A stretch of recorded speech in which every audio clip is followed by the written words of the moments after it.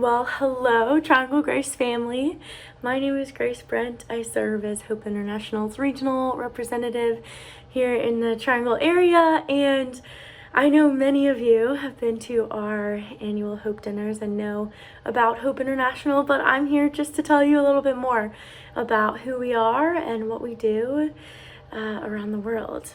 I'm so grateful for Triangle Grace as a church partner, and for many of you who partner with Hope on an individual level as well. So thank you so much. We could not do this work without you guys. So Hope International, it's our mission to invest in the dreams of families in the world's underserved communities as we proclaim and share the gospel.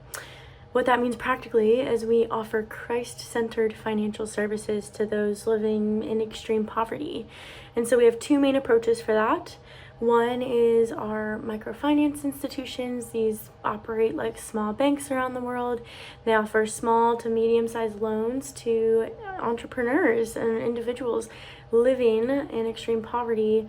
And what's really neat is once people are able to take out those loans, they start a business, they're able to provide for their families, and then they're even able to hire other people in their area as well. And so there's just this compounding impact that happens when we invest in these underserved entrepreneurs through microfinance. Our second approach is through our savings group ministry, and this is a ministry through the local church in the areas where we serve. So it's very similar to offering a women's ministry or men's ministry or something like that through the local church that we do here. And so this is called our savings group ministry. And so our savings groups, they meet on a regular basis, they worship and study the word together, and they also save money together. And so often for these folks who live in really rural communities, this is the first time ever that they're saving money.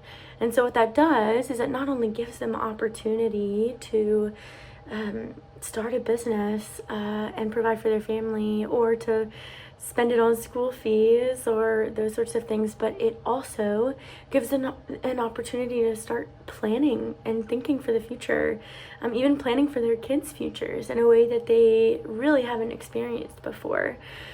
So those are our two approaches, but yeah, at the heart of it all is discipleship and sharing the word of God with people, because we know that transformed people transform their communities. And so we really see that happen around the world. So as a Hope staff member, I get to travel to the field.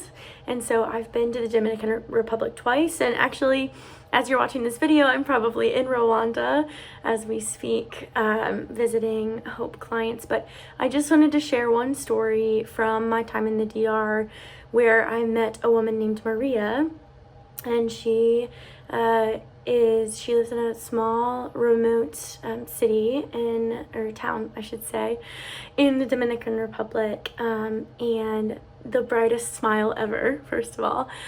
But she had an idea. She had an opportunity. She saw an opportunity where there were working parents in her community who were leaving for work, and they didn't have a safe place to have their kids for the day. And so she was like, I want to start a daycare. Now, the only thing was she lacked any sort of funding or savings to start such a thing. And so she told us that she had heard from a friend about Esperanza, which is Hope's microfinance institution in the DR. And Esperanza means hope in Spanish. And so she heard about these microloans, and she thought she'd try it out. And so she took out her first loan of about $150. And this was 5 years ago. She started a daycare, started with 2 children in her daycare. When I met her, she had 31 kids under her care.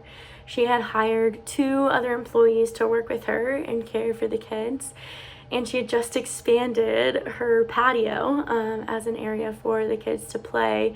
And she was not done dreaming. She said that she had hoped to invest in a bus to transport kids who weren't able to come to daycare otherwise. And she had so many more dreams for expansion as well. What was really neat for me to see standing there was the generational impact. She said that her daughters followed her example and started daycares in their communities as well.